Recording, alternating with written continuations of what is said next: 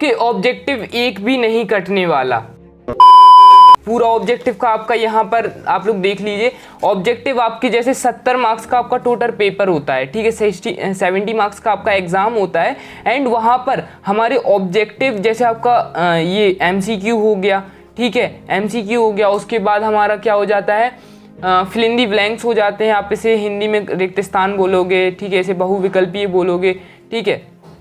उसके बाद हमारे ये फिल इन दी ब्लैंक हो गए, ठीक है, जो भी है। उसके बाद हमारा वन वर्ड, ठीक है, मैचिंग, आधा पेपर तो यही ले रहा है यार। तो आप लोग इस चीज़ को लेकर सीरियस क्यों नहीं हो? बड़े क्वेश्चंस देख रहे हो, आप लोग पढ़ रहे हो, मूलरता, नॉर्मलता, फॉर्मलता, वो सब कराया जाएगा, ठीक है। वो आपका थोड़ा गलती यहाँ हो गया कि आपने साल भर थोड़ा उतना ज़्यादा मेहनत नहीं की, तो वो अपन लोग कवर कर लेंगे। लेकिन ऑब्जेक्टिव को खास ध्यान देना है, क्योंकि हमारा 45% ऑब्जेक्टिव ले रहेगा इस 45%, क्योंकि 70 मार्क्स का पेपर है, यहाँ पर 45% ऑब्जेक्टिव ले रहा है, ठीक है। तो यहाँ पर हम लोग ऑब्जेक्टिव वही वाले करने वाले हैं जो आपके सेट में आने हैं। हम जो आपके सेट हैं वो आ चुके हैं, A और B सेट आ गए हैं, लेकिन उसके अंदर भी सेट हैं, तो आपको इनडायरेक्टली प्रोवाइड कराना पड़ेगा। ओके, चलो। गैसों का द्रव्य में विलेयता का नियम दिया था, किसने दिया था वो तो हमें पता है, सा, ठीक है, हेनरी ने दिया था। उसके बाद पीतल है, पीतल क्या है, वो है हमारा ठोस विलयन। उसके बाद अणुसंख्यक गुणधर्म नहीं है, अणुसंख्यक गुणधर्म नहीं है, वो है वाष्प दाब। 1000 ग्राम विलायक में उपस्थित विलेय के मूलों की संख्या को कहते हैं, वो हम लोग किसको कहते हैं, फोर्थ का हो जाएगा हमारा मूललता। मूललता, फॉर्मलता, नॉर्मलता एंड मूलरता, इस सभी के ऊपर आपको पर्टिकुलर डेफिनेशन से इनके सबको याद करना है। आपकी नॉर्मलता आ सकती है, ठीक है, मूलरता और फॉर्मलता में आपका मूललता और मूलरता में डेफिनेशन डिफरेंस बिटवीन पूछ सकते हैं, फॉर्मलता के साथ भी पूछ सकते हैं, हिमांक में अवनमन भी पूछ सकते हैं, ठीक है। उसके बाद यहाँ पर जितने भी देखो वांट ऑफ समीकरण भी पूछ सकता है। ओके, अब रिक्त स्थान में आपका सबसे पहले तो ये क्वेश्चन आता है, एक आदर्श विलयन वह है जो सभी परिस्थितियों में क्या होता है, राउल्ट के नियम का पालन करते हैं। ये ऑब्जेक्टिव आपका आता ही आता है। एंड उसके बाद विलयन जिसमें परासरण दाब समान होते हैं वो क्या कहलाते हैं, समपराश्री विलयन, ठीक है, यहाँ पर देख सकते हो समपराश्री विलयन। उसके बाद यहाँ पर हमारे और ज़्यादा इंपॉर्टेंट नहीं है, बाकी कर लेते हैं, ठीक है, जिनके पास प्रश्न बैंक नहीं है। विलयन में निश्चित ताप पर विलेय की मात्रा नहीं घोली जा सकती, तो वो होती है हमारा विलेय। फिर उसके बाद फोर्थ वाला आ जाएगा, अणुसंख्यक गुणधर्म विलयन में निश्चित आयतन में कणों की संख्या पर निर्भर होता है, तो वो होता है विलेय। फिर डैश विलयन में निश्चित ताप पर, यहाँ पर डैश विलयन में निश्चित ताप पर विलेय की और मात्रा नहीं घोली जाती है, तो वो कहलाती है विलायक। ओके, सही जोड़ियाँ आपको देख लेना है यहाँ पर। ओके, अब यहाँ पर हम लोग चलते हैं सीधे 3 चैप्टर पर, ज़्यादा टाइम वेस्ट नहीं करना है, 3 चैप्टर पर चलेंगे डायरेक्ट। ओके, यहाँ पर हम लोग देखेंगे। ओके, तो यहाँ पर हमारा ये विद्युत रसायन, ये हमारा दूसरा चैप्टर आ गया, तो इसको भी देख लेते हैं। वैसे तो ये आपका वैसे हो जाएगा थर्ड चैप्टर, लेकिन हमारा जो सिलेबस है उसके अकॉर्डिंग ये सेकंड चैप्टर है, क्योंकि फर्स्ट तो आपका कट गया है, वो ठोस वाला है ना, लेकिन उससे ऑब्जेक्टिव पूछ लेते हैं वो लोग। ओके, यहाँ पर कैथोड पर होने वाली क्रिया क्या कहलाती है, वो हमारी कहलाती है अवकरण, ठीक है। वह कारक जो विलयन की चालकता को प्रभावित नहीं करता, वह क्या कहलाता है, सेकंड का हो जाएगा हमारा दा। उपर्युक्त में से कोई नहीं, क्योंकि विद्युत अपघट्य में तनुता तापक्रम इनमें से कोई नहीं होता। 1 फैरड, ठीक है, 1 फैरड विद्युत का मान होता है हमारा, 1 फैरड विद्युत का मान कितना होता है, जल्दी से बताइए आप लोग। इसका होता है सोडियम, 96,500 कूलम, हिंदी थोड़ा वीक है यार, ठीक है, इसको बोलते हैं 96,500 है ना, 96। ओके, फोर्थ वाला आ जाएगा संचायक सेल में प्रयुक्त होने वाले पदार्थ, तो ये हमारा हो जाएगा सिल्वर। ओके, लोहे पर जंग लगने की क्रिया, वो हमारा हो जाएगा लोहे पर जंग लगने की क्रिया संक्षारण, इसे जैसे कोरोजन भी बोलते हैं। और संक्षारण की आपको डेफिनेशन भी पूछ लेते हैं कि संक्षारण किसे कहते हैं। ओके, तो हर चीज़ आपको वो आपको नेक्स्ट वीडियो में मिल जाएगा, डोंट वरी। विशिष्ट चालकता की इकाई, ये तो आता ही आता है, मोस्ट इंपॉर्टेंट, ठीक है, इसमें मोस्ट कर सकते हैं मतलब मोस्ट इंपॉर्टेंट। विशिष्ट चालकता की इकाई होती है तो वो हो जाती है हमारी ओम सेंटीमीटर, ठीक है। इसके बाद तनुता बढ़ाने पर क्या होता है, विशिष्ट चालकता बढ़ जाती है, इधर पे आप लोग कर लोगे विशिष्ट चालकता। एसिटिक अम्ल, उसके बाद एसिटिक अम्ल दुर्बल विद्युत अपघट्य एसिटिक अम्ल एक दुर्बल विद्युत अपघट्य है। उसके बाद यहाँ पर दुर्बल बस लिखना है, विद्युत अपघट्य लिखा हुआ है, ठीक है। इसके बाद नेक्स्ट है विलयन का प्रतिरोध ताप बढ़ाने पर यहाँ पर आपका हो जाएगा घटता है। एंड इसके बाद मानक हाइड्रोजन इलेक्ट्रोड विभव यहाँ पर हो जाएगा आपका 0.00 है ना, हाँ 0.00 ही हो जाएगा उसके। यहाँ पर आप लोग देख सकते हो आंसर्स लिखे हैं। एंड वह युक्ति जिसमें रासायनिक ऊर्जा को विद्युत ऊर्जा में परिवर्तित करते हैं, ये क्या कहलाती है हमारी सेल। ठीक है, आपको क्वेश्चन एक आएगा सेल किसे कहते हैं, तो ये लिखना है वह युक्ति जो रासायनिक ऊर्जा को विद्युत ऊर्जा में, विद्युत ऊर्जा को रासायनिक ऊर्जा में। ये हमारा फिजिक्स में भी तो आपको याद होगा अगर, है ना, कि सेल किसे कहते हैं, जो विद्युत ऊर्जा को रासायनिक, रासायनिक को विद्युत में परिवर्तित कर देते हैं, वो क्या कहलाते हैं, सेल। ठीक है, इसका एक डायग्राम भी बनता था, है ना, जो एक तरफ कैथोड एनोड वगैरह करके।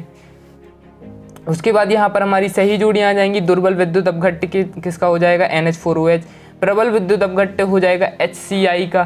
ठीक है, यहाँ पर उसके बाद हमारा संचारण, संचारण किसका हो जाएगा हमारा, ये हो जाएगा संचारण हो जाएगा जंग लगना। संचारण देखो वो क्या कहलाता है, जैसे अगर ये है, ठीक है, ये कोई वस्तु है, ये अगर हम लोग कहीं बाहर रख दें, ठीक है, ये कहीं बाहर रख दें, हम घर से बाहर, ये धातु ले लेंगे, ठीक है, अब ये बाहर रख देंगे और इसमें कई दिनों तक रखी रहेगी, तो इसमें धीरे धीरे क्या हो जाएगी, जंग लगने लगेगी नमी के कारण।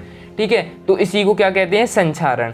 ओके, जैसे कोई धातु है, इसको बाहर रख देंगे कुछ दिनों तक, ये धीरे धीरे इसमें जंग लगने लगेगी, तो इसे ही कहते हैं संचारण। ओके, चलो हर चीज़ को समझा करो, रटना एक क्या ही करोगे आप, रटोगे थोड़ी देर बाद भूल जाओगे। फिर आप लोग कहते हो ना सर अभी पढ़ते हैं फिर वो आगे बढ़ते हैं तो पीछे का भूल जाता है, समझोगे तो नहीं भूलेगा। ठीक है, उसके बाद धात्व, यहाँ पर आप लोग ये पूरे देख लेना। ठीक है, संचारण, धात्विक चालक क्या हो जाएगा हमारा, हो जाएगा धात्विक चालक हो जाएगा Al, ठीक है, एल्यूमिनियम। मानक हाइड्रोजन इलेक्ट्रोड हमारा हो जाएगा 0 वोल्ट।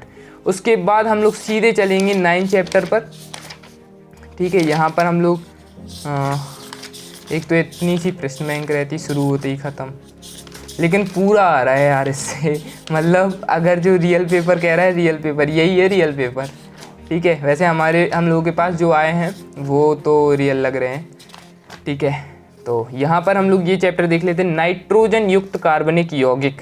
इसमें बहुत सारे एंड बहुत सारे इसके ऑब्जेक्टिव आने वाले हैं, जैसे ठीक है, आइसोसाइनाइड परीक्षण देता है, क्या देता है, अप्राथमिक एमीन। मेथाइल साइनाइड जल अपघटित होकर देती है, वो क्या देती है, CH3COOH। ठीक है, यहाँ पर हमें लग देना है, पहले का आ है, ठीक है, दूसरे वाले का हमारा हो जाएगा मेथाइन साइनाइड जल अपघटित होकर देती है CH3COOH। उसके बाद हम लोग थर्ड वाला देखते हैं, एथिलएमीन नाइट्रस अम्ल से क्रिया करके बनता है, वो क्या होता है, यहाँ पर हमारा थर्ड वाले का हो जाएगा नाइट्रोजन। ओके, दा वाला हो जाएगा। एनिलीन का शुद्धिकरण करते हैं, एनिलीन का शुद्धिकरण करते हैं किससे, वाष्प आसवन से। ठीक है, यहाँ पर हो जाएगा हमारे ये किसके साथ, HNO2 की क्रिया में नाइट्रोसो ऑयल प्राप्त होता है, तो वो हो जाएगा हमारा फिफ्थ वाले का बा वाला, यानी कि द्वितीयक एमीन।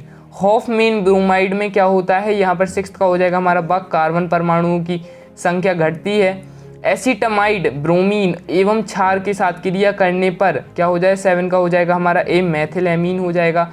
दुर्बलतम क्षारक है, दुर्बलतम क्षारक है हमारा सा हो जाएगा अमोनिया। अकार्बनिक यौगिक जो गर्म करने पर कार्बनिक यौगिक देता है, यहाँ पर हमारा 9वें का हो जाएगा बच्चों सा। ठीक है, अमोनियम साइनेट। निम्न में से कौन से यौगिक रंजक परीक्षण देता है, तो यहाँ पर 10वीं का हो जाएगा हमारा आ, एनिलीन। देखो आपको इसको याद यहीं पे करते जाना है। ठीक है, इसको लिखना वगैरह नहीं है, आप सोचो कि लिख लेंगे हम इसे, या स्क्रीनशॉट ले सकते हो, वो चीज़ भी बेटर है, लेकिन स्क्रीनशॉट से आप लोग पढ़ते तो हो। यहाँ पर डायरेक्ट मैं पढ़ाता जा रहा हूँ इसलिए कि ऑब्जेक्टिव करा रहा हूँ। ऑब्जेक्टिव ऐसा नहीं होता ना यार कोई इंपॉर्टेंट, वो तो कहीं से ही पूछ लेते, लेकिन प्रश्न बैंक से ऑब्जेक्टिव कन्फर्म है। ओके, तो जिनके पास नहीं है एंड जिनके पास है भी, तो यहाँ पर रिवीजन कर लो यार। ठीक है, यहाँ पर हो जाएगा एमीन को क्षारीय प्रकृति नाइट्रोजन परमाणु पर उपस्थित क्या होता है, एकाकी इलेक्ट्रॉन युग्म, एकाकी इलेक्ट्रॉन युग्म। स्टीफन अभिक्रिया द्वारा एल्किल साइनाइड को हम लोग क्या करते हैं, यहाँ पर एल्डहाइड। ठीक है, थर्ड का हो जाएगा कार्बन एमीन परीक्षण, केवल प्राथमिक एमीन देते हैं। उसके बाद एमीन में CX बंध को अमोनिया द्वारा विदलन कहलाता है, वो क्या कहलाता है, अमोनी अपघटन। ठीक है, अमोनी अपघटन कहलाता है। यहाँ पर स्क्रीनशॉट ले लो आप लोग। ठीक है, एनिलीन को क्लोरोफॉर्म व एल्कोकास्टिक पोटास में के साथ गर्म करने पर यहाँ पर हमारा रंगहीन हो जाता है। ठीक है, एक रंगीन होता है, एक रंगहीन, तो इसको खास ध्यान रखना। ठीक है, मस्टर्ड ऑयल अभिक्रिया का मुख्य उत्पाद क्या हो जाएगा हमारा यहाँ पर, फिनाइल आइसोसाइनाइड। ओके, यहाँ पर फिर है 8th वाला हमारा, सॉरी 6th का है बच्चों आप लोगों का फिनाइल आइसोसाइनाइड, 7th का आ जाएगा साइनेट। ठीक है, एल्किल आइसोसाइनाइड को 250 डिग्री सेल्सियस को गर्म करने पर एल्किल प्राप्त होता है। एंड उसके बाद मेथाइल एमीन अमोनिया में विस्फोटक क्षारीय है। ठीक है, अब यहाँ पर सही जोड़ियाँ आप लोग यहाँ देख लो, नाइट्रोमेंजीन हो जाएगा हमारा किसके साथ, यहाँ पर हाँ ये हो जाएगा मीरिन तेल, यानी कि अब ये 1st, 2nd, 3rd, 4th। ठीक है, यहाँ पर आपको टिक कर लेना है, मैचिंग मिला लेना है। ओके, यहाँ पर अब देख लेते हैं। इसके बाद हमारा नेक्स्ट चैप्टर आ जाएगा 10 चैप्टर। यहाँ पर भी बहुत सारे हैं, तो यहाँ पर यार अब इतने ज़्यादा हैं तो क्या ही करें। ठीक है, ऑब्जेक्टिव कर लो, ऑब्जेक्टिव से ही रिक्त स्थान बनते हैं। ठीक है, ऊतकों का निर्माण किसके द्वारा किया गया था, ऊतकों का निर्माण हमारा किया गया था प्रोटीन द्वारा। आरएनए में नहीं पाया जाता, ये तो पता ही होगा, थायमीन नहीं पाया जाता। पौधों की कोशिकाओं का महत्वपूर्ण कार्बोहाइड्रेट होता है क्या, सेल्यूलोज। कौन सा प्रोटीन रक्त प्रभाव ऑक्सीजन अभिगमन करता है, तो वो हो जाएगा हमारा हीमोग्लोबिन। सभी जीवित कोशिकाओं के अत्यधिक प्रभावशाली ऊर्जा वाहक हैं, तो ये हमारा हो जाएगा एटीपी। ठीक है, विटामिन B1 है, ये विटामिन B1 आपका क्या हो जाएगा, जल्दी से बताइए, विटामिन B1 हो जाएगा हमारा थायमीन।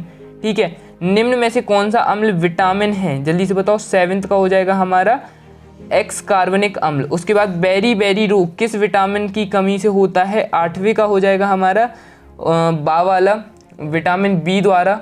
ठीक है, एंजाइम जो ग्लूकोज को एथेनॉल को रूपांतरण को उत्सर्जित करते हैं, तो वो हो जाएगा हमारा 8वें वाले का बी। इन्वेट्रस है ना, यही लिखा हुआ है, जो भी हो, अभी यहाँ पर इन्वेट्रस लिखा है। ओके, मानव शरीर में कार्बोहाइड्रेट का संचय होता है, तो यहाँ पर हमारा हो जाएगा ग्लाइकोजन के रूप में। ठीक है, हीमोग्लोबिन है, हीमोग्लोबिन क्या है हमारा, हीमोग्लोबिन है ग्लोबुलर प्रोटीन। ठीक है, उसके बाद यहाँ पर विटामिन B12 में धातु उपस्थित होती है, 12 का हो जाएगा हमारा CO। ठीक है, रिक्टस रोग किस विटामिन की कमी से होता है, रिक्टस रोग हमारा किस विटामिन की कमी से होता है, ये होता है हमारा विटामिन D। सभी जीवित कोशिकाओं में अधिकतम प्रभावशाली ऊर्जा वाहक है, तो वो हो जाएगा हमारा ATP। एंड पायरिया रोग किस विटामिन की कमी से होता है, तो यहाँ पर हमारा हो जाएगा विटामिन C। ओके, यहाँ पर आपको ऑब्जेक्टिव के स्क्रीनशॉट ले लेना है, इसका स्क्रीनशॉट ले लो और फिर उसके बाद इसका स्क्रीनशॉट ले लो। ठीक है, ख़त्म आपका। उसके बाद हम लोग यहाँ पर अभी पता क्वेश्चन आंसर की एक बहुत अच्छी वीडियो आने वाली है, उसी से पूरे क्वेश्चन आंसर आने वाले हैं।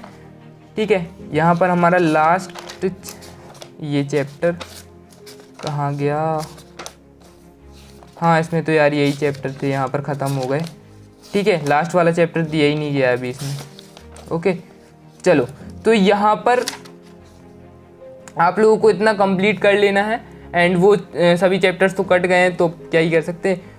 ओके, तो यहाँ पर आपको इतने चैप्टर कंप्लीट कर लेने हैं। आई होप ये वाला वीडियो आपको पसंद आया होगा, एंड पसंद आया तो प्लीज़ वीडियो को लाइक कर, चैनल सब्सक्राइब कर देना। Thank you so much for watching, bye bye all, love you all. Please video को लाइक कर देना।